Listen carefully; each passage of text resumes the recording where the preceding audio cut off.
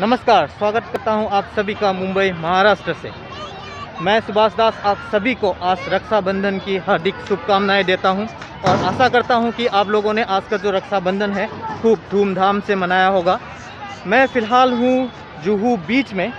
आज हम डिस्कस करेंगे कि जो रक्षाबंधन है इंडिया में हम धूमधाम से मनाते हैं, ये क्यों मनाते हैं। तो जुहू बीच से रक्षाबंधन के बारे में कुछ डिस्कस करते हैं और शुरू करते हैं आज का सफ़रनामा। 7:30 के करीब टाइम है और यहाँ पर खचाखच भीड़ से लोग आए हुए हैं, एकदम भीड़ है। ज़्यादा टाइम हुआ नहीं है कोरोना से हमको उभरते हुए, और कोविड का जो सिचुएशन है अभी तक फुल्ली कंट्रोल नहीं हुआ है, लेकिन महाराष्ट्र में बहुत कम हो गया है और उसी वजह से जो बीचेस है ये सब खोल दिया गया है। तो आप भीड़ देख सकते हैं। हम रक्षाबंधन क्यों मनाते हैं, इसका जो जवाब है हमें अपने पौराणिक कथाओं में या माइथोलॉजी में अगर हम जाएंगे तो हमको ये मिल जाएगा। तो इसके भी बहुत सारे वर्जन्स है। पुराने टाइम से ही ये चलता आ रहा है कि हम क्यों रक्षाबंधन मनाते हैं।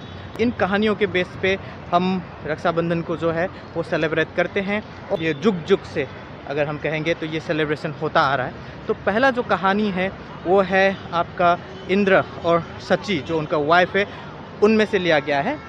जब महाराज बाली जो दैत्य थे उसके जितने राक्षसगण हैं स्वर्ग पर आक्रमण करने वाले थे, तो उनका जो फोर्स ने स्वर्ग के जो जितने उस टाइम के जो देवताओं पे हावी हो गया था लड़ाई के लिए और स्वर्ग को कब्जा करने जा रहे थे। उस टाइम पे इंद्र देवता और बाकी जो देव है एज़ यूजुअल वो लोग परेशान हो गए थे। वो लोग सोच रहे थे कि जो दैत्य है वो स्वर्ग पे कब्जा कर लेगा। तब जो इंद्र का जो वाइफ है सची, इन्होंने एक रक्षा सूत्र जो है वो भगवान इंद्र को दिया, वो भी नारद के कहने पे। और जो रक्षा सूत्र है वो इंद्रदेव गुरु बृहस्पति के पास लेके गए और गुरु बृहस्पति से जो जिस दिन जो सावन महीना का जो लास्ट डे होता है उस दिन अपने हाथ में ऐसे रक्षा कवच उन्होंने बनवाया था। तो उसके बाद जब दैत्यों के साथ देवताओं का जब वार हुआ, जो लड़ाई हुई, तो उसमें देवता जीत गए थे। तो उस दिन को फिर जो रक्षा कवच है उस हिसाब से हम रक्षाबंधन को मनाते हैं। ये वन ऑफ द स्टोरीज़ है। तो अगला जो कहानी है ये भी वही पुरानी कथाओं में से है। जब महाराज बलि उस टाइम पे राज्य करते थे तो इन्होंने 110 यज्ञ कंप्लीट कर लिए थे और देवताओं को एज़ यूजुअल फिर से आशंका होने लगी कि ये जो दैत्य है वो स्वर्ग पर भी कब्जा कर लेंगे।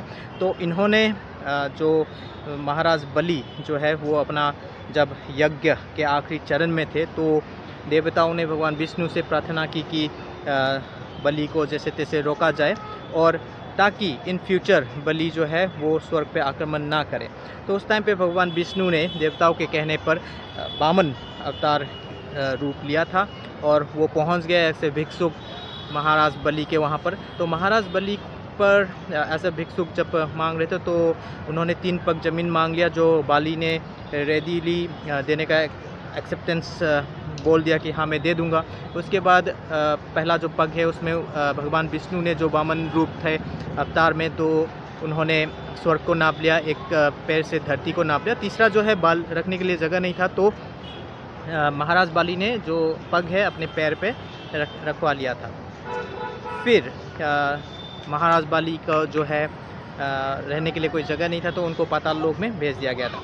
बलि भी बहुत हठी थे, तो उन्होंने फिर से भगवान विष्णु की आराधना की और भगवान विष्णु को प्रसन्न करके तो सदैव भगवान के पास रहने के लिए वो आग्रह करने लगे। तो इसी तरह से भगवान जो विष्णु है उसको बैकुंठ धाम से पाताल लोक आना पड़ा बलि के द्वारपाल बनने के लिए। तो जुग बीत गए, लेकिन विष्णु जो है भगवान विष्णु लौट नहीं रहे थे बैकुंठ। तो जो लक्ष्मी जी है वो परेशान हो गए, तो नारद से सलाह मशवरा करके फिर नारद ने उनको सलाह दिया कि आप बलि को भाई बना लो और इसी तरह से आप रिटर्न गिफ्ट में विष्णु जी को ले लो। तो जो लक्ष्मी माता है वो बलि के वहाँ पर गए और फिर बलि को भाई बनाया राखी सूत्र बांध के as a return gift Vishnu ji को लेके वो वैकुंठ चले गए। तो ये दूसरी कहानी है जो जिसके बाद कहते कि हम हर सावन के लास्ट डे हम रक्षाबंधन मनाते हैं। और जो तीसरा कहानी है ये यमराज और यमुना के बीच में है। तो यम जो है यमुना का ब्रदर था, तो यमुना जो है वो यम की सिस्टर है। तो यमुना को मिलने यमराज जो है वो 12 साल से नहीं आ रहे थे। तो यमुना थोड़ी सी दुखी थी कि उसके जो भाई है वो उससे मिलने नहीं आ रहे। तो उन्होंने गंगा जी को रिक्वेस्ट किया, गंगा जी के कहने पर यम उनसे मिलने चले गए आफ्टर 12 ईयर्स। तो जो यमुना जी थे वो बहुत खुश है। उस दिन उन्होंने अपने भाई के आने पर बहुत उल्लास से उत्साह से जो फेस्टिवल जो है वो मनाया, और इसी तरह से उन्होंने इस फेस्टिवल को कंटिन्यू किया ताकि अगर जो उसका भाई है रोज़ ना भी मिल पाए तो हर साल एटलीस्ट वन डे डेडिकेटेड हो अपने मिलन का, जो भाई बहन का जो रिलेशनशिप मिलने का जो है एटलीस्ट ये जारी रहे। तो कहते हैं कि यहाँ से भी उस दिन से भी जिस दिन यमराज जो है वो यमुना से मिलने गए थे उस दिन से भी ये जो राखी का जो त्यौहार है ये मनाया जा रहा है। अगला जो मान्यता है वो गणेश के पुत्रों और माँ संतोषी का है। इस कहानी में ये कहा जाता है कि गणेश जी के 2 पुत्र थे और कोई पुत्री नहीं थी।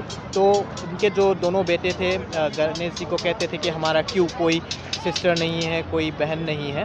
तो उस टाइम पे तो गणेश जी तो भगवान थे, तो उन्होंने माँ संतोषी को क्रिएट किया और अपने जो भाइयों का जो जिद पूरा करने के लिए माँ संतोषी को अवतारित किया। तो इसी तरह से जिस दिन माँ संतोषी अवतारित हुई अपने भाइयों को उन्होंने राखी बांधा, उस दिन से कहते हैं कि ये जो राखी का जो चलन है ये चलता आ रहा है। 5वीं जो कथा है और सबसे ज़्यादा जो प्रमुख है वो लिया गया है महाभारत से। कहते हैं कि भगवान कृष्ण का एक चाची हुआ करती थी और उन्होंने एक बच्चे को जन्म दिया जिसका नाम रखा गया शिशुपाल। वो देखने में बहुत बदसूरत था और उसका जब भविष्य देखा गया तो उनको बोला गया कि जिसके हाथ में ये बच्चा जाएगा, अगर ये बच्चा सुंदर हो गया तो उसी के हाथ से भी ये चाहे शिशुपाल वो मरेगा। तो इसी तरह से एक दिन भगवान श्री कृष्ण जो है वो अपनी चाची से मिलने आए, तो बच्चे को भगवान कृष्ण के हाथ में रख दिया था। तो जो बदसूरत से जो बच्चा पैदा हुआ था वो खूबसूरत बन गया। तो उसके चाची को पता चल गया कि भगवान कृष्ण के हाथ में इसका वध होना है। तो उन्होंने रिक्वेस्ट किया भगवान कृष्ण से कि आप नहीं मारोगे, आपका ब्रदर है। तो भगवान कृष्ण ने कहा कि ठीक है, 100 गलती तक वो माफ़ कर देंगे, लेकिन 100 से अगर ज़्यादा हुआ तो उसका वो ज़रूर वध करेंगे। तो शिशुपाल बड़ा होता गया, बहुत अच्छा हैंडसम राजा बना, लेकिन वो बहुत क्रूर था। उसका जो शासन करने का जो तरीका था वो बहुत क्रूएल था। तो वो अपने एक के बाद एक पाप करता गया।